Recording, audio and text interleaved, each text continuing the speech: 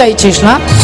আমাকে খুন করে তুই সারা জীবনের জন্য রাজা হবি বলে তুই আমাকে মারতে চাইছিস। সঙ্গে সঙ্গে ব্রাহ্মণ বলছে, রাজামশাই আপনি বিশ্বাস করুন, একটা সাপ ছিল আপনাকে আসছিল দংশন করতে, আমি তাকে মারবো ভেবেছি, সে তার আগে বেরিয়ে চলে গেছে। রাজা বলছে, মিথ্যে, ভুল ভুল, তুই মিথ্যে কথা বলছিস, তুই আমাকে খুন করতে চেয়েছিস, একদিন তুই আমাকে বাঁচিয়েছিলিস, আজকে তুই আমাকে মারতে চাইছিস, তাই তোকে আমি ছেড়ে দিলাম, কিন্তু আজ থেকে তোর আর আমার সম্পর্ক এখানেই শেষ। গলা ধাক্কা দিয়ে ব্রাহ্মণকে বাইরে বার করে দিল। রাজা আকাশের দিকে তাকিয়ে ব্রাহ্মণ তাকিয়ে বলছে যে, হায় রে নিয়তিকে না বাধ্যাতে। নিয়তি, যেদিন আমি সত্যি রাজাকে মারতে গিয়েছিলাম সেদিন রাজা আমাকে সিংহাসনে বসিয়ে দিল, আর আজকে সত্যি রাজাকে বাঁচাতে গেলাম, রাজা আমাকে গলা ধাক্কা দিয়ে বার করে দিল। তাহলে আপনার জীবনে সুখ, আপনার জীবনে দুঃখ, এর জন্য দায়ী কেউ নয়। শাশুড়ির দুঃখের কারণ বৌমা নয়, আর বৌমার দুঃখের কারণ শাশুড়ি নয়, আপনার পাড়া প্রতিবেশী নয়। আপনার দুঃখের কারণ হচ্ছে আপনার সময় আর আপনার ভাগ্য। রাত্রি 12টার সময় পৌষ মাসে রাত্রি 12টায় যদি কেউ ফ্যানটা চালিয়ে দেয়, আপনি বলবেন, ওরে ওরে বিষ লাগছে, ওরে বন্ধ কর বন্ধ কর, মরে যাব বন্ধ কর। আর ওই ফ্যানটাই যখন জ্যৈষ্ঠ মাসে রাত্রি 12টার সময় চলে, আপনি বলেন, কি আরাম, কি আরাম, কি শান্তি। তাহলে ফ্যানটা তো চেঞ্জ হয়ে যাচ্ছে না, ফ্যানের সুইচটাও চেঞ্জ হচ্ছে না, ঘরটাও চেঞ্জ হচ্ছে না। চেঞ্জটা কি হচ্ছে না, সময়ের পরিবর্তন হচ্ছে। তখন ছিল পৌষ মাস, এখন হচ্ছে জ্যৈষ্ঠ মাস।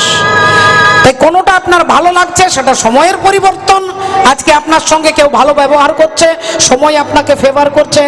যেদিন সময় আপনার খারাপ হবে, যার সঙ্গে এত বন্ধুত্ব তার সঙ্গেও বিচ্ছেদ হয়ে যাবে। হরি হরি বল।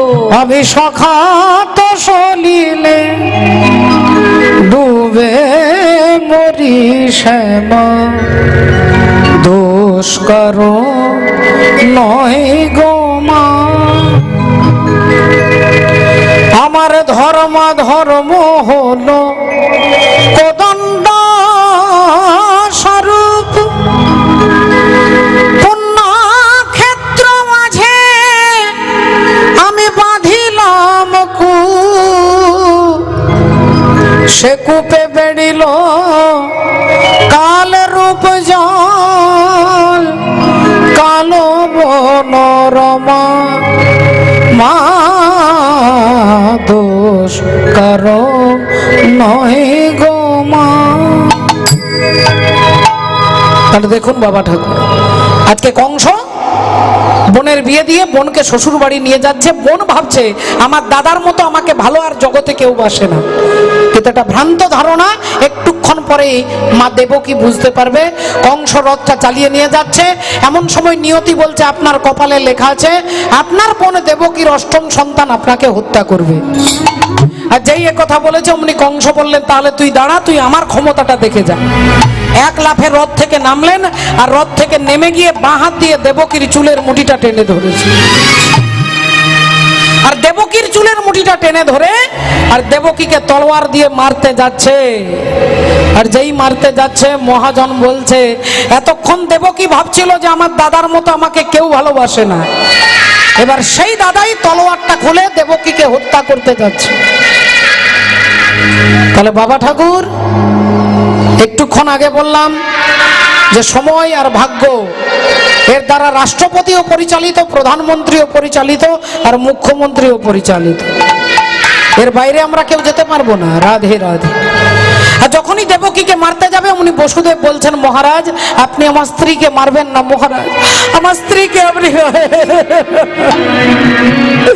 আমার স্ত্রীকে মারবেন না, মহারাজ মারবেন না। বললেন, দেবকীর অষ্টম সন্তান আমাকে হত্যা করবে। বসুদেব বলছেন, মহারাজ তাহলে যেদিন 8 নাম্বার ছেলেটা হবে সেদিন আপনার হাতে তুলে দেব, আপনি তাকে মারবেন, কিন্তু আপনি আমার স্ত্রীকে মারবেন না। কংস বললেন, যদি তোমার প্রথম ছেলে আমাকে হত্যা করে তাহলে আমার প্রথম ছেলেকেও আপনাকে দেব, আমার দ্বিতীয় ছেলেকেও দেব, আমার তৃতীয়, চতুর্থ, পঞ্চম, ষষ্ঠ, সপ্তম, অষ্টম, আমার 8টা ছেলে যেদিন যেদিন জন্ম হবে সেদিন সেদিন আপনার হাতে তুলে দেব। আপনি তাদের সবাইকে মারবেন, কিন্তু দয়া করে আমার স্ত্রীকে মারবেন না। হরি হরি বল। স্ত্রীকে বাঁচাতে চাইছে কেন বাবা?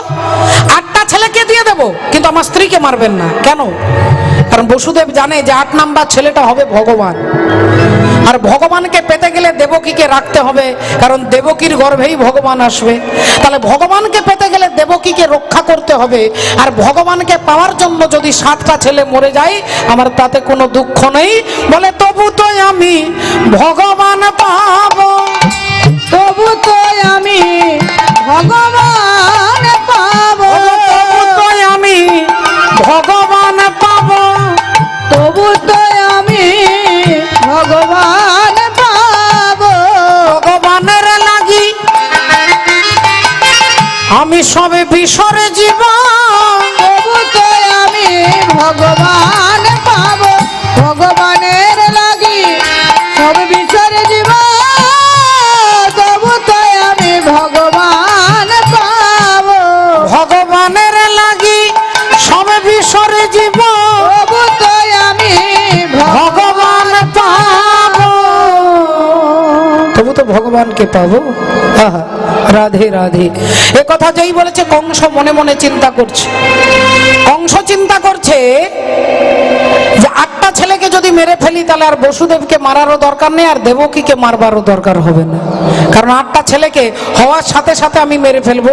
কিন্তু যতদিন না হচ্ছে ততদিন তো তোমাদের দুজনকে ছাড়া যাবে না, তাই তোমাদের দুজনকে আমার কারাগারে বন্দী থাকতে হবে। এই বসুদেব দেবকীকে টানতে টানতে কংস তার কারাগারে বন্দী করে দিল।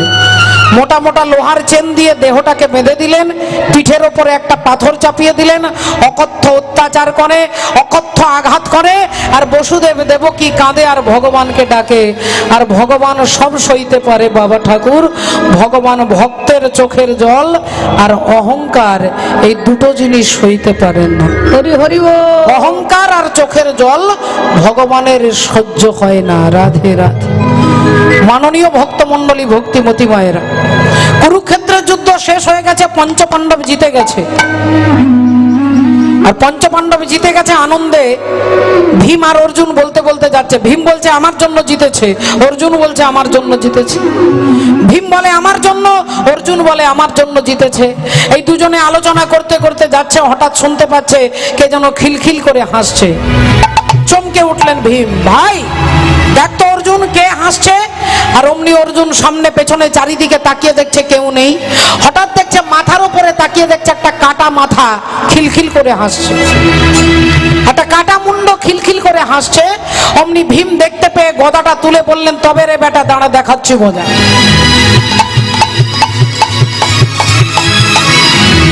আর গদাটা তুলে যেই মারতে যাবে অমনি অন্তরে জামি শ্রী গোবিন্দ, অন্তরে জানিয়া, অন্তর জামি শ্রী গোবিন্দ, অন্তরে জানিয়া, অন্তর জামি শ্রী গোবিন্দ, অন্তরে জানিয়া, ভীমের সন্মুখেতে দাঁড়ালো আসিয়া, আজ ভীমের সন্মুখেতে দাঁড়ালো আসিয়া, ভীমের সন্মুখেতে দাঁড়ালো আসিয়া।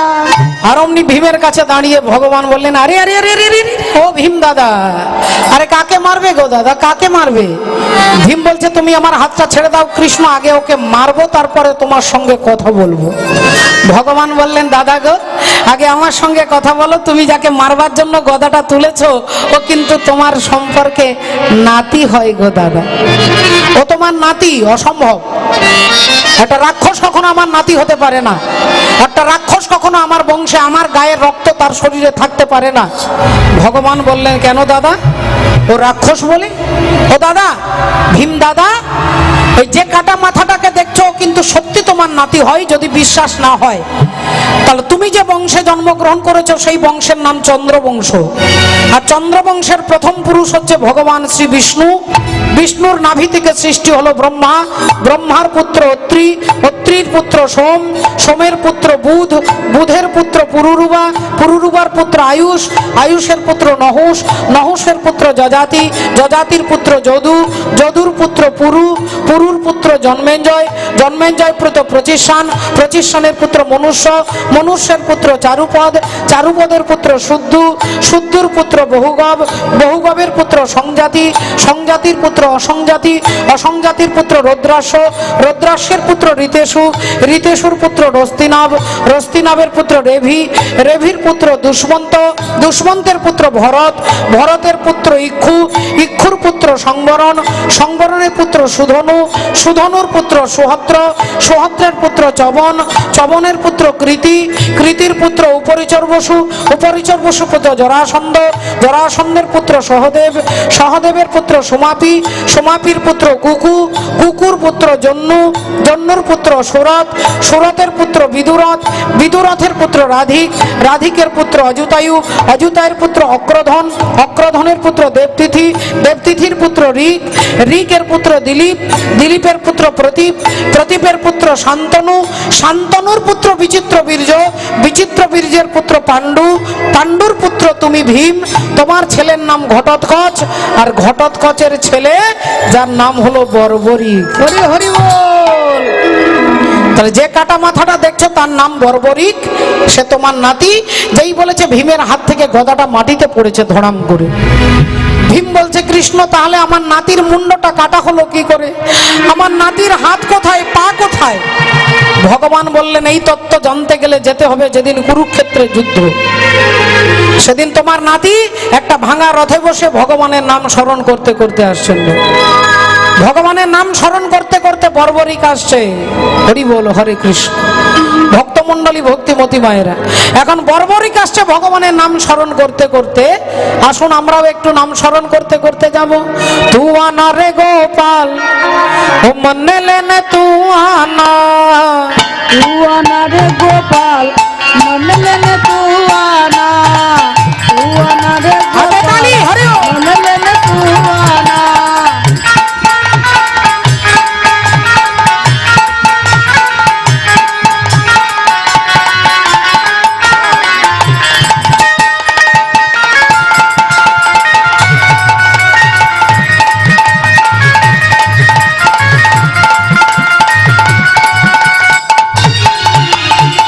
तू आना रे गोपाल ओ मन्ने लेने, ओ मन्ने लेने, ओ मन्ने लेने तू आना, तू आना रे गोपाल मन लेने तू आना।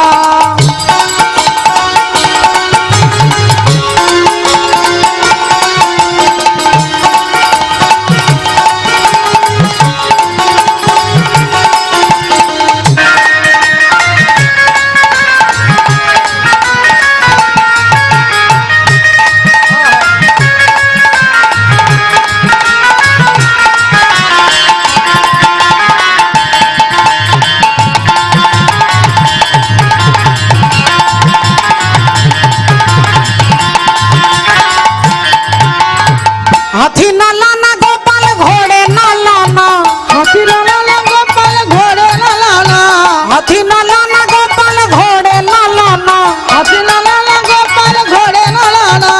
तू आना रे गोपाल ओ मन्ने लेने, ओ मन्ने लेने, ओ मन्ने लेने तू आना, तू आना रे गोपाल मन लेने तू आना, तू आना रे गोपाल मन लेने तू आना।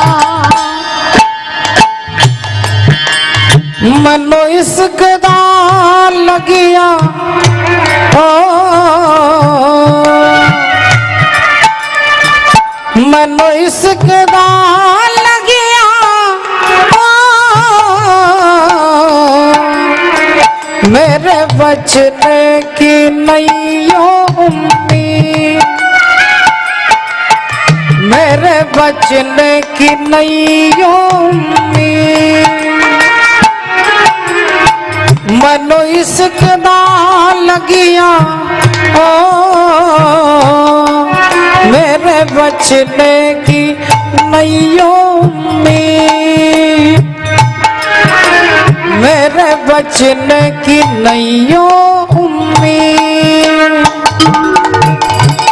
हाथी ना लाना गोपाल घोड़े ना लाना, हाथी ना लाना गोपाल घोड़े ना लाना, हाथी ना लाना गोपाल घोड़े ना लाना। तू आना रे गोपाल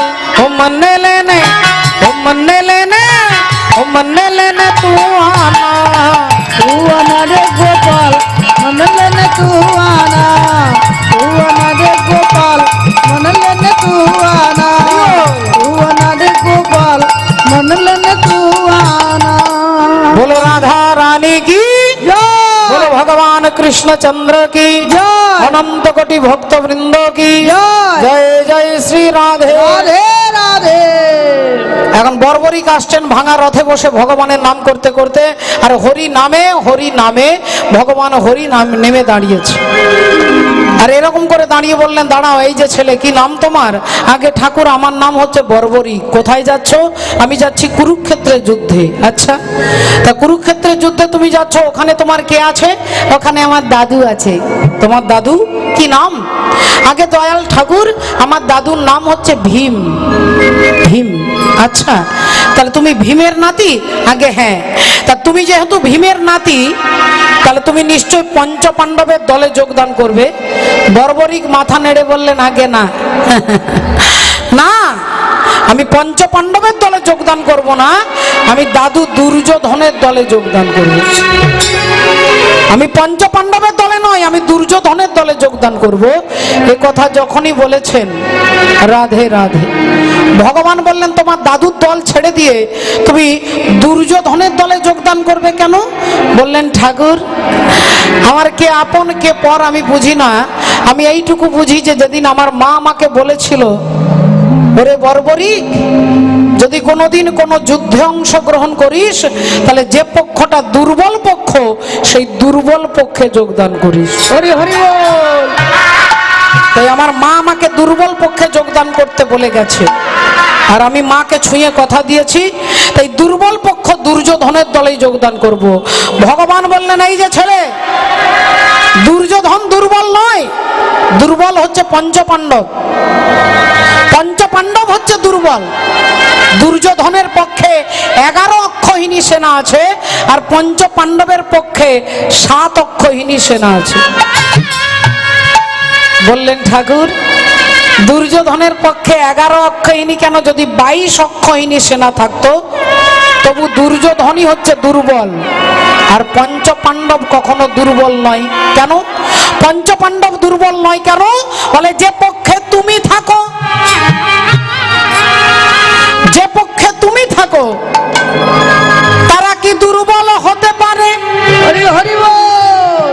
এ কথা যখনই বলেছে, ভগবান মনে মনে চিন্তা করছে, তাহলে ছেলে 13 বছর বয়স হতে পারে, কিন্তু এর মধ্যে বিশাল জ্ঞান আছে। ভগবান বললেন, ঠিক আছে, তাহলে এক কাজ করো, ওই যুদ্ধে যেতে গেলে আগে এখানে পরীক্ষা দিতে হবে। না, বলো ঠাকুর, কি পরীক্ষা দেব? না, ওই তেঁতুল গাছটা আছে, ওই তেঁতুল গাছে অসংখ্য কোটি কোটি পাতা আছে, একটা বান মেরে গাছের সমস্ত পাতাগুলোকে ছিদ্র করতে হবে। তুমি পারবে? বর্বরিক বললেন, আমি চেষ্টা করব ঠাকুর, আমি চেষ্টা করে দেখব। রাধে রাধে। আর অমনি কি করলেন, যেই বর্বরিক হাতে একটা তীর নিয়ে চোখ বন্ধ করে গোবিন্দের ধ্যান করতে লাগলেন, অমনি ভগবান দেখছে বর্বরিকের চোখ বন্ধ। ভগবান ছুটে গিয়ে গাছ থেকে 2টো পাতা তুলে নিয়েছে, একটা হাতে রেখেছেন, একটা চরণের তলায় রেখে ভগবান চুপ করে দাঁড়িয়ে আছে। একটা হাতে রেখেছেন, একটা চরণের তলায়, চুপ করে ভগবান দাঁড়িয়ে আছে। এবার বর্বরিক গোবিন্দের ধ্যান করে আর গাছটাকে লক্ষ্য করে তীরটা ছুঁড়ে মেরেছে। আর যেই তীরটা ছুঁড়ে মেরেছে, গাছে যত পাতা ছিল সব ছিদ্র হয়ে গেছে, সব ছিঁড়ে গেছে। এবার বর্বরিক বলছেন, ঠাকুর, তাহলে এবার আমাকে যেতে দাও। ভগবান বললেন, দাঁড়াও, সব পাতা ছিদ্র করেছো, 2টো পাতা ছিদ্র করতে পারোনি। আর সেই 2টো পাতা একটা আমার হাতে আছে, এই দেখো। আর হাতটা যেই খুলেছে, দেখছে হাতের পাতাটা ছেঁড়া। বললেন, দাঁড়াও, আমার চরণের তলায় একটা পাতা রয়েছে। আর যেই চরণটা সরিয়েছে, দেখছে চরণের তলার পাতাটাও ছেঁড়া। ভগবান মনে মনে চিন্তা করছে যে আমি যাকে হাতে রেখেছি তাকে যদি এ বিনাশ করে, আমি যাকে চরণের তলায় রেখেছি তাকে যদি এ বিনাশ করে, তাহলে এ যদি দুর্যোধনের দলে যায়, এর হাত থেকে তো আমি পঞ্চপাণ্ডবকে বাঁচাতে পারবো না। তখনই ভগবান বলছেন, বর্বরিক, আগে আমার সঙ্গে তোমাকে যুদ্ধ করতে হবে। বর্বরিকের কি আনন্দ! ওগো, না চাহিলে যারে পাওয়া যায়, না না চাহিলে যারে পাওয়া যায়, তে আগিলে আসে হাতে, দিবসে যে ধন হারাইছি আমি পেয়েছি আধার রাতে, না চাহিলে যারে পাওয়া যায়, না দেখিবে যারে পরশিবে না গো, তারি প্রাণে প্রাণ মেলে দিয়ে জাগো জাগো জাগো, তারাই তারাই রবে তারি বাণী, কুসুমে ফুটিবে প্রাতে, না চাহিলে যারে পাওয়া যায়। বর্বরিকের কি আনন্দ ঠাকুর! আমি দুর্যোধনের দলে এই জন্য যেতে চেয়েছিলাম যাতে আমি কোনো ভক্তের হাতে মরতে পারি, হয় ভক্ত যুধিষ্ঠির হাতে মরতাম, নইলে ভক্ত ভীম, নইলে অর্জুনের হাতে মরতাম, কিন্তু আমার এত ভাগ্য ভালো যে আমি তোমার হাতে মরবার সুযোগ পেয়েছি ঠাকুর, আমি তোমার হাতে মরবার সুযোগ পেয়েছি। হরি বল, হরি বল। ভগবান বলছেন বর্বরিক তাহলে এবার আমার সঙ্গে যুদ্ধ করতে হবে। বর্বরিক তীর ধনুক নিয়ে দাঁড়িয়েছে আর ভগবান সুদর্শন চক্রটাকে বলছে যাও ওর দেহ থেকে মুন্ডটাকে আলাদা করে দাও। আর মুন্ডটা যখন কাটা হয়ে মাটিতে পড়ে যাচ্ছে, বর্বরিকের কাটা মুন্ড থেকে চিৎকার করে বলছে জয় জগন্নাথ জগন্নাথ জগন্নাথ, জয় জগন্নাথ জয় জগন্নাথ জগন্নাথ জগন্নাথ, জয় জগন্নাথ জয় জগন্নাথ জগন্নাথ জগন্নাথ, জয় জগন্নাথ।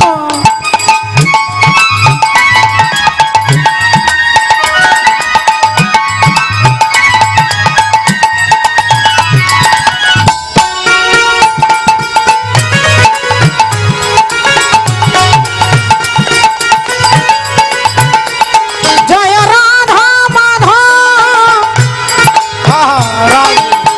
রাধা মাধব, জয় রাধা মাধব, জয় রাধা মাধব, রাধা মাধব, রাধা মাধব, জয় রাধা মাধব, জয় জগন্নাথ জগন্নাথ জগন্নাথ, জয় জগন্নাথ। আর অমনি ভগবান চিৎকার করে কাঁদতে কাঁদতে ছুটে যাচ্ছে, বর্বরিক আমায় ক্ষমা করো বর্বরিক, আমি তোমার মতো ভক্তের প্রাণ হরণ করেছি, আমায় ক্ষমা করো বর্বরিক। বলো বর্বরিক তুমি আমার কাছে কি চাও, আজকে যা চাইবে তোমাকে আমি তাই দেবো। ভগবানের কথা শুনে বর্বরিক বললেন ঠাকুর যদি আমাকে দিতে হয় তাহলে আমাকে কুরুক্ষেত্রের যুদ্ধটা দেখতে দাও, কুরুক্ষেত্রের যুদ্ধ আমাকে দেখতে দাও, আমাকে 18 দিন বাঁচিয়ে রাখো, আমি যেন যুদ্ধ দেখতে পাই কিন্তু আমাকে যেন না কেউ দেখতে পায়। ভগবান বললেন তথাস্তু। সমস্ত ঘটনা ভীম আর অর্জুনকে খুলে বললেন। এতক্ষণ পরে ভীম আর অর্জুনের এতক্ষণ পরে তারা বুঝতে পারলো যে আমাদের নাতি। তখন ভীম জিজ্ঞাসা করছে বর্বরিককে যে তাহলে তুমি যখন জানো যে আমি তোমার দাদু তাহলে আমার কথা শুনে তুমি হাসলে কেন?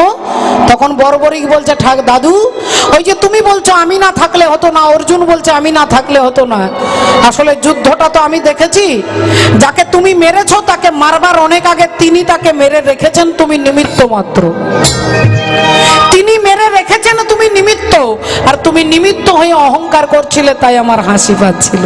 হ্যাঁ হ্যাঁ, দেখুন ভক্তিবতী মায়েরা কত বড় কথা বলছেন যে মন্দির আমি করিনি, মন্দির তিনি করে রেখেছেন, আমি নিমিত্ত মাত্র।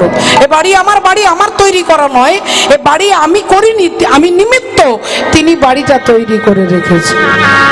হ্যাঁ হ্যাঁ, ও তাই বেদ পুরাণে ঋষিগণে ও দেখো ভব নদী বলেছে ডায়মন্ড হারবার থানার নিচে যে নদী আছে। ডায়মন্ড মানে হিরে, আমার দেহের মধ্যে আছে 24 পরগনায়।